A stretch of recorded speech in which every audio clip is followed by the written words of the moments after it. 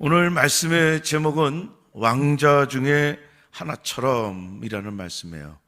오늘 본문에 나와 있는 11절 끄트머리에 나와 있는 말씀 그대로 왕자 중 하나처럼이라는 제목으로 말씀의 은혜를 좀 나누기를 원합니다. 사실은 우리가 9절, 8절부터 읽었지만 오늘 본문은 1절부터예요. 시간상 생략한 거죠. 오늘 이 말씀의 배경이 되고 무대가 되는 지역이 하나가 있습니다. 우리 한번 4절 말씀 한번 읽을까요? 4절 중반에 보니까 왕께 아뢰되 로드발 암미엘의 아들 이렇게 나오죠. 또 5절 보면 다윗의 왕이 사람을 보내어 로드발 암미엘의 아들 이렇게 나와요. 암미엘, 이 사람은 이건 사람의 이름이지만 그 앞에 로드발이라고 하는 지명이 나옵니다. 이 지명이 사람의 이름에 붙어 있는 것이 많은 경우에 이렇게 지역적인 어떤 사람을 지칭할 때 많이 쓰이곤 합니다. 우리 서울 성내동에 있는 창대교회도 좋고 또 김암흑에도 좋고 쉽게 이해할 수 있도록 우리 삼국지 소설을 보면 그런 거 있죠. 상산의 조자룡이다, 그죠? 지역의 이름을 따서 그 사람의 이름을 알기 쉽게 다른 사람하고 좀 구별되게 로드발이라고 하는 지명이 오늘 본문의 아주 중요한 배경이 되는 동네 이름이에요. 이 로드발이라고 하는 동네는 북쪽에 있는 이 갈릴리의 호수에서 남쪽으로 한 13km 정도 떨어진 조그만 동네입니다. 여기에 오늘 본문에 나오는 주인공 무비보셋이라고 하는 사람이 숨어서 지낸 동네예요. 이 무비보셋이라는 사람이 어떤 사람이냐면 사울 왕의 손자입니다. 그리고 요나단 왕자, 사울 왕의 아들 요나단의 아들이에요. 한마디로 말하면 왕족이죠. 사울 왕과 다윗은 계속해서 물론 쫓겨다녔지만 치열한 권력 투쟁을 벌였던 그런 관계예요. 어느 날 할아버지 사울 왕과 아버지 요나단이 길보아 전투에서 한날에 같이 죽습니다. 이것은 무슨 말이죠? 이제 다윗이 권력투쟁에서 승리했다라는 또 하나의 표현이죠. 이 소식을, 전사했다는 소식을 들었던 사울의 식솔들, 사울의 사람들이 급하게 피난하고 도망가는 거예요. 그러는 와중에 그때 당시에 무비보셋이라고 하는 요나단의 아들, 이 왕자가 5살이었는데 그 유모가 급히 도망치고 들쳐업고 도망가다가 떨어뜨렸네. 바보같이 떨어지면서 두 다리를 절게 되었어요. 쉽게 말하면 불구가 되었습니다. 그렇게 해서 도망간 곳이 로드발이에요. 우리가 알고 있는 이 지역 동네 이름 로드발이라고 하는 동네입니다. 이곳에서 무비보셋이 약 15년 이상을 아들까지 낳으면서 살았어요. 15년 동안. 그러는 사이에 다윗은 결국 왕이 되었고 수도를 예루살렘으로 옮겼고 예루살렘에 하나님의 법궤를 옮기고 가는 곳마다 연전연승이 있죠. 어느 날 다윗이 하나님께 기도합니다. 하나님, 내가 하나님의 성전을 지어드리겠습니다. 하나님 말씀하세요. No thank you. 괜찮아. 너 짓지 마. 너 손에 피가 너무 많아. 너 아들 통해서 내가 받겠다. 그러나 너의 마음을 받으면서 내가 너를 위하여 집을 지어주겠다. 다윗 왕국을 약속해 주시죠. 참 하나님께서 멋있는 분이에요.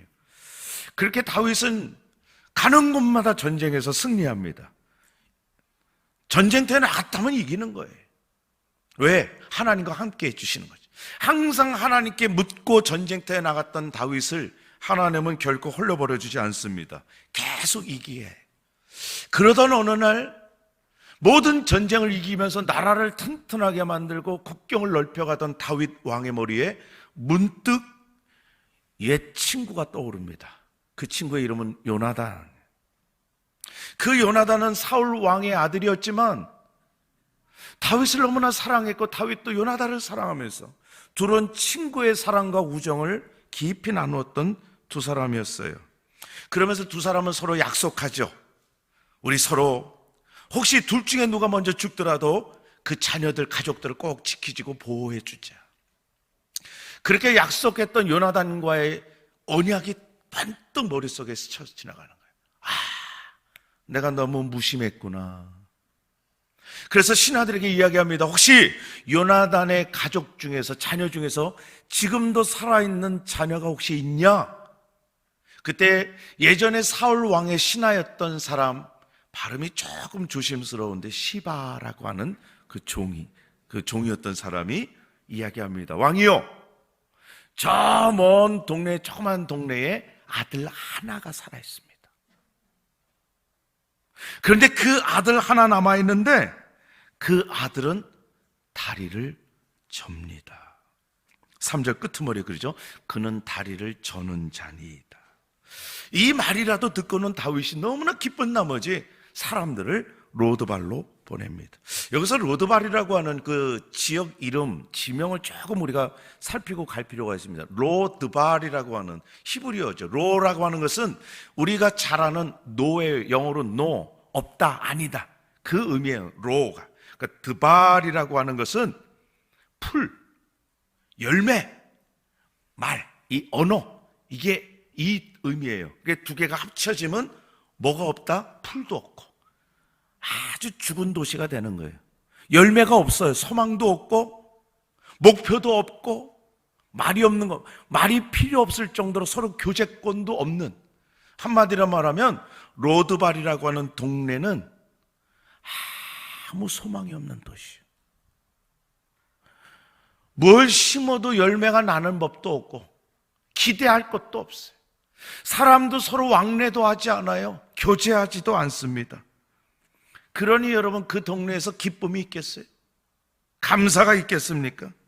여러분, 이런 동네가 로드발이라고 하는 동네. 그런 곳에 이 무비보셋이 5살부터 20살까지 약 15년을 살았어요. 어떻게 살았을까 우리가 짐작을 할 수 있을 것 같아요. 모르긴 몰라도 무비보셋의 가슴에는 어떤 응어리 같은 것이 있을 수 있겠죠. 왜죠? 할아버지 사울 왕이 죽었고 아버지 요나단이 죽었어요. 어머니는 일찍 죽은 것 같아요. 왜냐하면 유모 얘기만 나와요. 어머니 얘기는 안 나옵니다.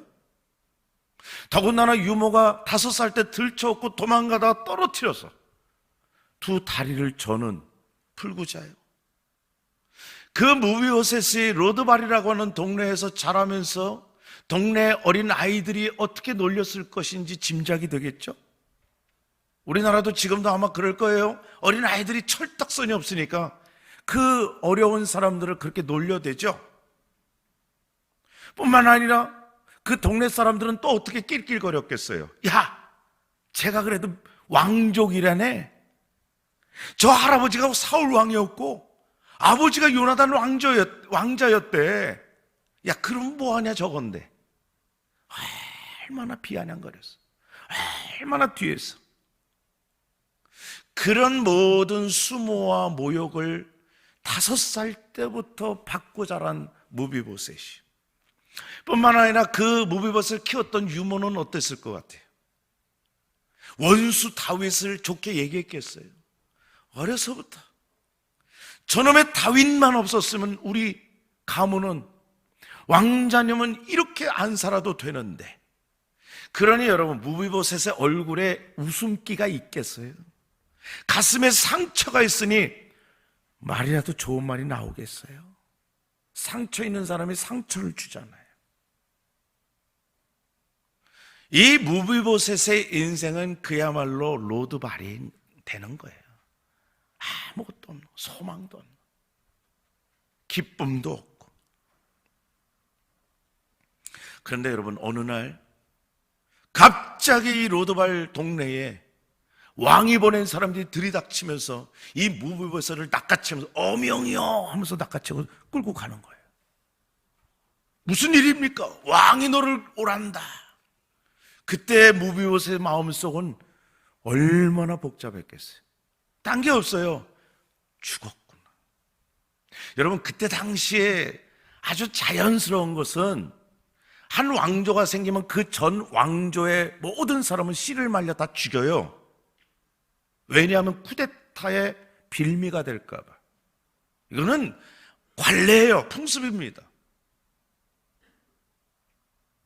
그 일환으로 마지막 하나 남은 전 왕조 사울 왕의 손자였던 무비보셋, 그거 하나 남은 것을 알고 끌고 간다고 생각했던 무비보셋 본인과 그 로드발에 살고 있던 많은 사람들이 그걸 보면서 뭐라고 생각했겠어요? 이제 끝이구나. 쟤 잡혀가서 죽는구나. 로드발에서 예루살렘까지 거리가 약 한 110km 정도. 끌려가면서 무슨 생각? 그 시간이 얼마나 길고 암울하고 자포자기. 그런 표정들로 저를 쳐다보지 마세요. 정말 삭막합니다.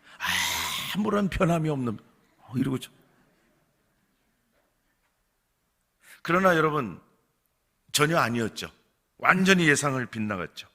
6절 끄트머리에 보니까 다윗이 무비보셋을 이렇게 부릅니다. 무비보셋이여. 이렇게. 가로 열고 친근하게 가로 닫고 그거 없어요.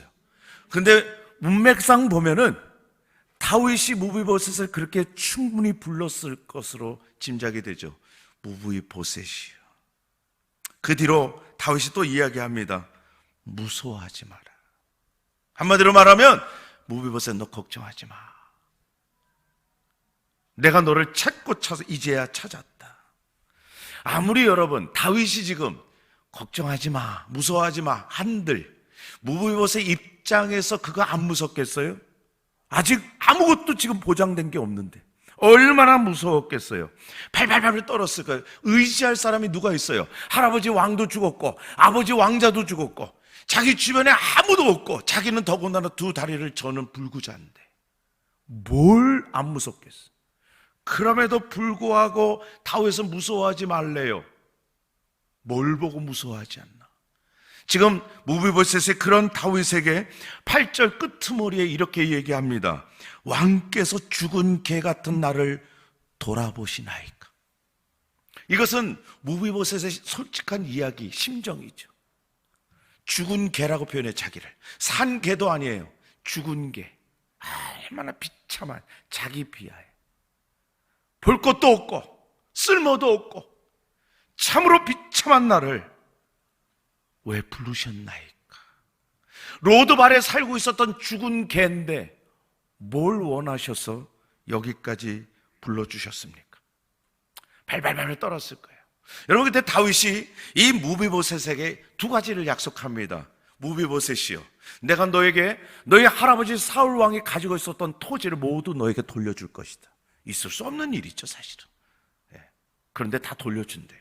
또 하나, 이제 앞으로 너는 왕자들 가운데 한 사람처럼, 다른 말로 말하면 너는 왕자야, 내 왕의 식탁에서 나와 함께 식사할 것이다. 끝. 엄청난 거예요. 여러분, 이것이 오늘 무비보셋에게 다윗 왕이 약속한 두 가지입니다. 왕자들 가운데 한 사람처럼 어느 날 한순간에 대인생의 역전이 이루어지는 것이죠. 여러분, 어떻게 이런 일이 생길 수 있어요? 그죠? 어느 날 갑자기 여러분 복권을 그냥 무심코 샀는데 나중에 맞춰보니까 300억짜리가 당첨됐어요. 그런데도 이런 표정들 하고 계실 거예요? 절대로 안 그래요. 막 눈물 흘리고 난리 났겠죠. 무비보셋이 지금 그런 상황이에요. 그러나 오늘 우리가 이 말씀을 보면서 13절에는 그렇게 끝나지 않아요. 13절 다 같이 읽어봅시다. 사무엘하 9장 13절 시작. 무비보셋이 항상 왕의 상에서 먹음으로 예루살렘에 사니라. 그는 두 발을 다 절더라.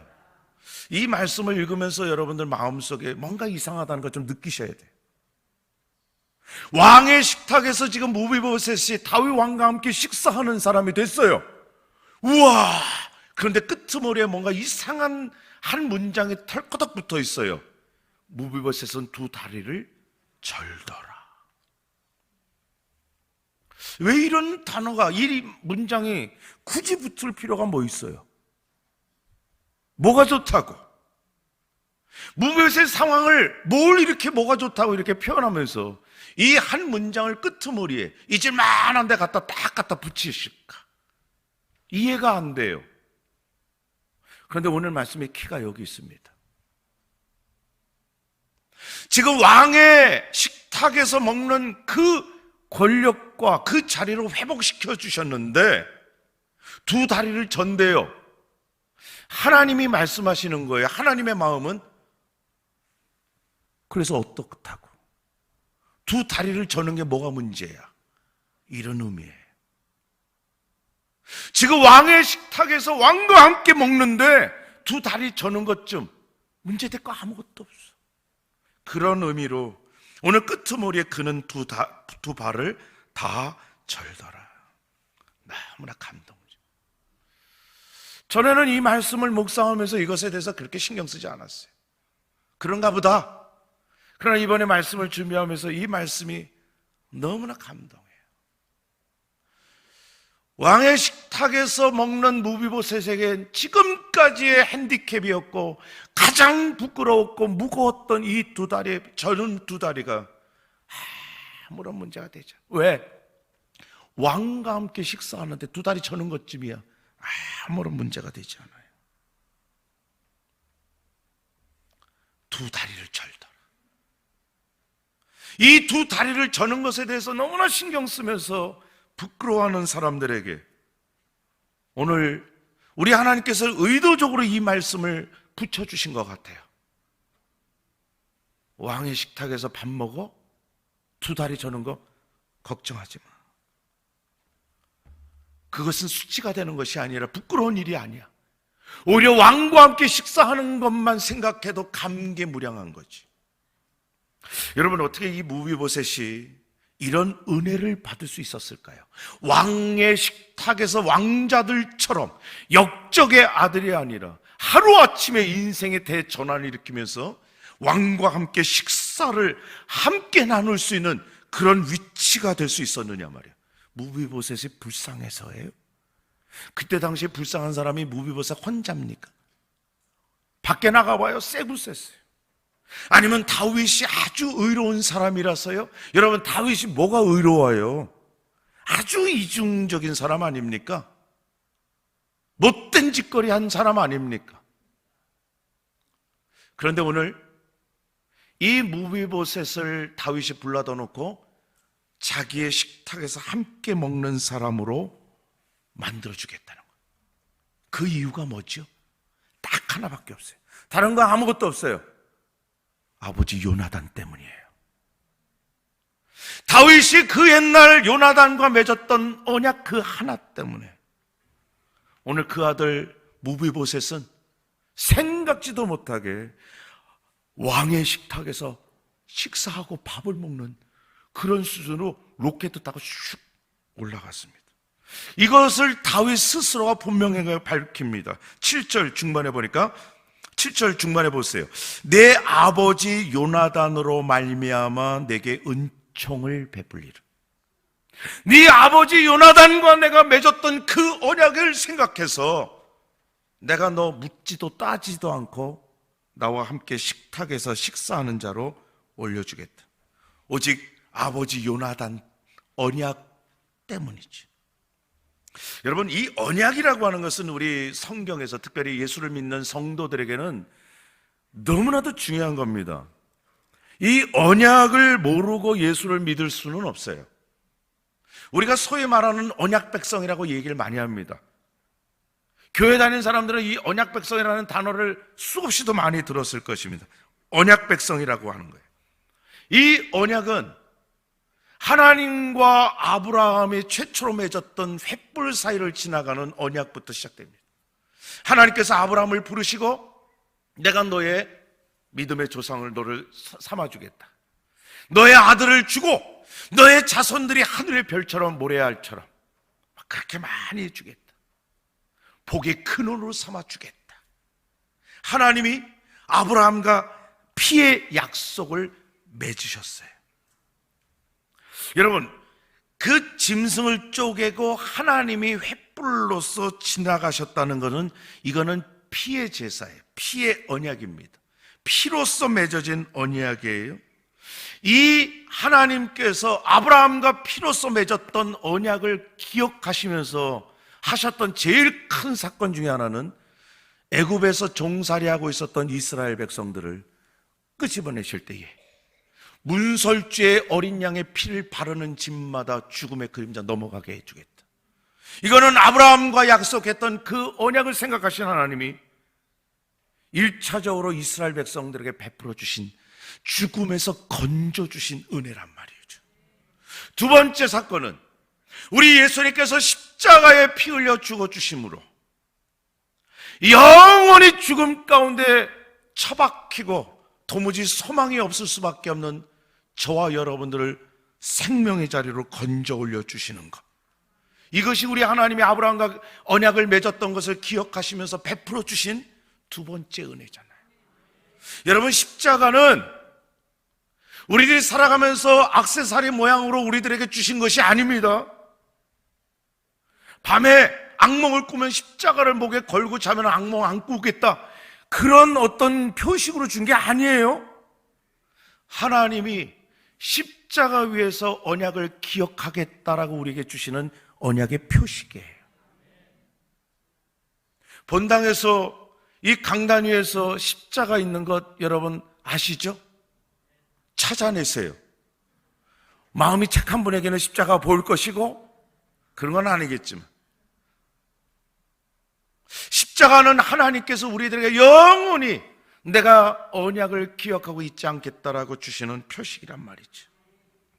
여러분, 오늘 이 무비보셋은 이 하나님의 언약, 물론 아버지 요나단, 그 아버지 요나단의 언약 때문에 로드발이라고 하는 아무것도 기대할 수 없는 도시에서 빠져나올 수 있었고요.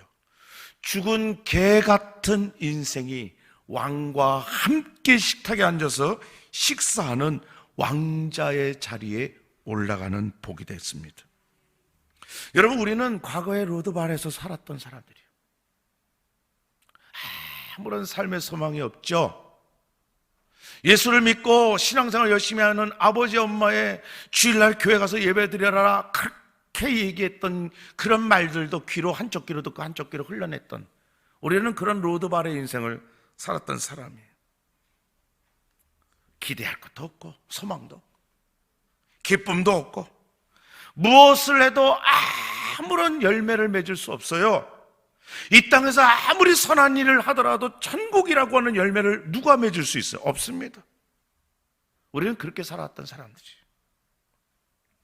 그런데 그렇게 살 수밖에 없었던 이유는 딱 하나밖에 없다고 성경이 얘기합니다. 예수 그리스도가 없기 때문이었었어요. 우리 예수님이 이야기하셔요. 요한복음 15장 5절 말씀에 보니까 나는 포도나무요 너희는 가지라. 그가 내 안에 내가 그 안에 거하면 사람이 열매를 많이 맺나니 너희가 나를 떠나서는 아무것도 맺을 수 없고 아무것도 할 수 없어. 나를 떠나서는 너희들 인생은 로드발이야. 우리를 로드발에서 건져주신 것은 전적인 예수 그리스도의 언약의 피 때문에 우리를 건져내 주셨다. 여러분, 무비보셋이 로드발이라고 하는 동네에서 살았던 것이 무비보셋 탓입니까? 할아버지도 죽고 아버지도 죽고 그리고 5살 때 피난 가다가 떨어져서 2다리를 잃게 된 것이 다 무비보셋 탓이에요? 아니에요. 정신 차리고 보니까 다 그렇게 상황에 되어 있었단 말이에요. 여러분, 우리가 이 세상에 태어나서 죄인으로 지금까지 예수 믿기 전까지 살아왔던 것이 우리 탓입니까? 아담으로부터 내렸던 그 죄는 정신 차리고 보니까 그게 죄였던 것이 깨달아진 거죠. 여러분, 그거 중요한 거 아니에요. 물론 중요하지 않다고 해서 무시하라는 게 아니에요. 그것보다 더 중요한 것은 우리가 로드발이라고 하는 인생에서 왕의 식탁 위에서 왕과 식사하는 존재가 되었다는 사실이죠. 그보다 더 중요한 사실이 없어요.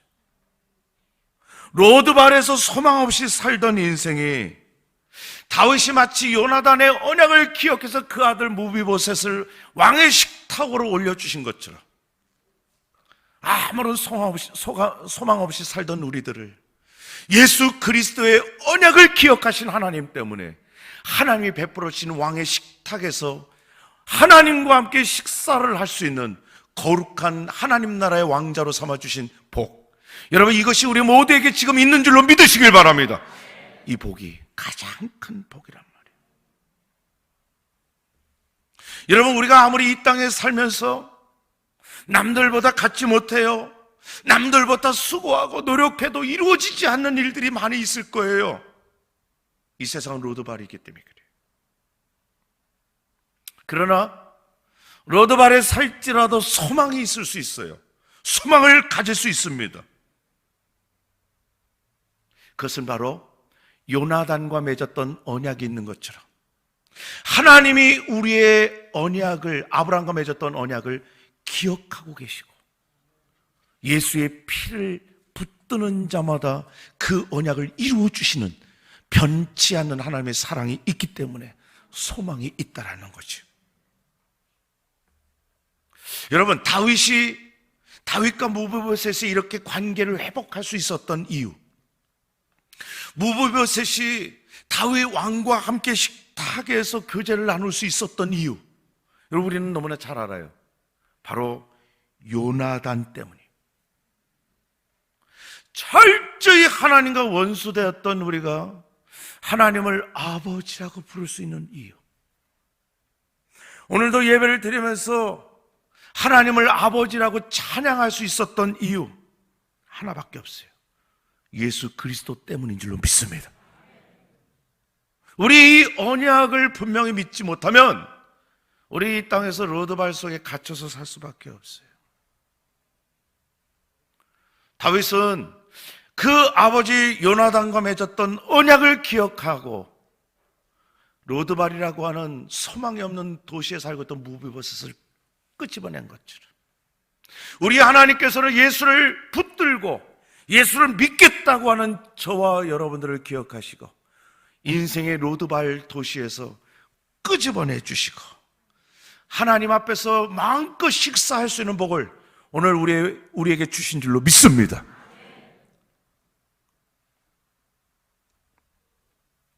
오늘 우리는 교회 주일날 와서 예배를 드리면서 하나님의 베풀어 주신 잔치에 지금 참여하고 있는 거예요. 이게 왕의 식탁이에요. 시시하게 보지 마세요.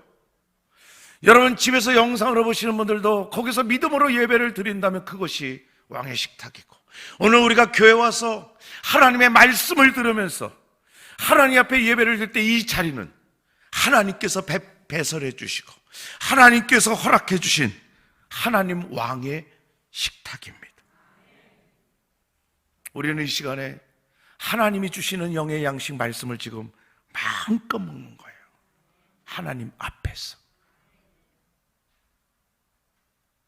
그래 여러분 한 사람 한 사람은 뭐라고요? 왕자예요. 하나님 나라의 하나님의 자녀란 말이지. 우리는 하나님과 원수였던 관계인데 보통 원수가 아니에요. 원수. 그냥 원수 이게 아니에요. 원수. 그런 원수 같던 저와 여러분들을 우리 하나님은 이유 하나밖에 없어요. 예수 그리스도의 피를 보시고 아브라함과 맺었던 언약을 기억하시고 로드발에서 우리를 건져내 주셔서 천국 식탁인 이 예배의 자리에 오늘 우리를 초청하시고 불러주셔서 여러분 말씀을 먹게 해주신 줄로 믿습니다. 편식하지 마세요. 마음껏 드시라고. 지난주일 은혜 성전 너무나 가슴 아팠어요. 그러나 우리가 함께 모여서 예배를 하는 이 자리, 하나님께서 베풀어 주신 귀한 영적인 양식을 먹는 식탁의 자리, 여러분 우리가 이 예배의 자리에 와서 앉아서 예배를 드리면서 하나님의 양식을 먹는 그 자체가 소망이고 이 자체가 가장 큰 복인 줄로 믿습니다. 여기서 뭐가 더 필요하냐?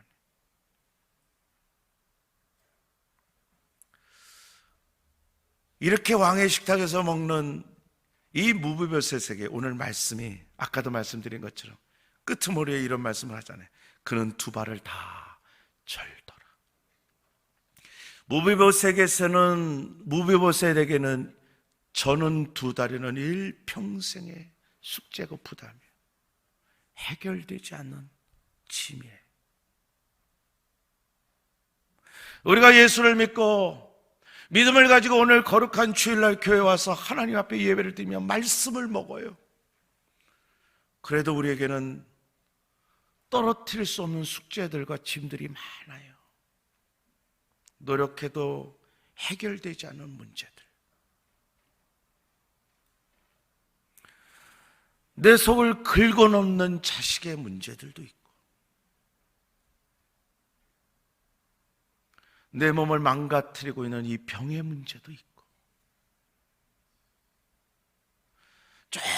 쫙 망해서 숨도 제대로 못 쉴 것만 같은 그런 현실의 실패의 문제들이 우리의 다리를 절개해요. 남들에게 부끄럽게 만듭니다. 그런데 하나님께서는 오늘 이 말씀으로 이렇게 말씀하시는 거예요. 아무개야, 그거 아무 문제 없어. 그거 문제 아니야. 네가 하나님의 식탁에서 식사하는 것이 가장 큰 복이지. 다리 저는 거 그거 생각하지, 문제 아니야. 절 수 있죠. 해결되지 않는 짐이 얼마든지 있습니다. 우리의 개인적으로 못나고 부족한 것들 많아요. 고치려고 해도 고치지 못하는 것. 더군다나 여러분, 과거에 참 부끄럽게 지었던 그것들이 우리를 절게 만들 수도 있지요. 그러나 하나님은 우리에게 말씀해 주세요. 야, 그거 문제 아니야. 그거 문제 삼지 마라. 이유가 뭔지 아시죠? 우리 주님께서 보혈로 다 씻어주셨기 때문에 그래요. 주의 보혈로 다 해결받았기 때문에. 우리가 살면서 저는 두 다리는 문제될 게 없어요. 문제는 왕의 식탁에서 지금 식사하는 그런 자격을 얻은 나란 말이죠. 여러분들은 하나님의 식탁에서 식사하는 거룩한 성도인 것을 기억하길 주의 이름으로 축복합니다. 우리는 이 땅에 비록 이렇게 해서 실패할 수 있고 저렇게 해서 어려울 수 있어요. 코로나 때문에 고통받을 수 있습니다. 그러나 그것은 하나님이 만들어주신 이 식탁에서 식사할 때 문제가 되지 않아요. 하나님이 배설하신 이 식탁에서 먹고 마시는 것이 하나님 앞에 가장 큰 복인 것을. 여러분, 우리가 이 땅에 살면서 영적인 불모지에서 살 수 있어요. 그렇다면 속히 하나님의 언약 붙들고 로드발에서 빠져나오세요. 불러내 주심에 순종해서 나오시고 여러분들의 마음문을 활짝 열고, 이 코로나 때문에 혹시라도 그동안 소홀했던 믿음에 소홀했던 문제가 있다면 오늘 하나님의 식탁에서 양식을 먹음으로 툴툴 털어버리고, 저는 두 다리 생각하지 마시고 하나님 쏟아부어 주신 은혜가 여러분들의 입술에 고백이 되고 축복이 되고 인생의 영광스러운 복이 되길 주의 이름으로 축복합니다. 기도하겠습니다. 살아계신 하나님, 감사합니다. 오늘 우리에게 일용할 양식을 주시며 하나님이 배설해 주신 이 생명의 식탁에서 이렇게 마음껏 하나님의 양식을 먹게 해주시니 감사를 드립니다. 우리의 저는 두 다리를 문제 삼지 않게 하시고 이것을 끌어안고 짐으로 생각하지 않고 오히려 하나님이 배설해 주신 그 양식을 먹음에 감사하며 우리의 믿음과 신앙을 하나님 앞에 영광스럽게 쓰임받는 복이 넘치게 하여 주시옵소서. 예수님의 이름으로 기도하옵나이다.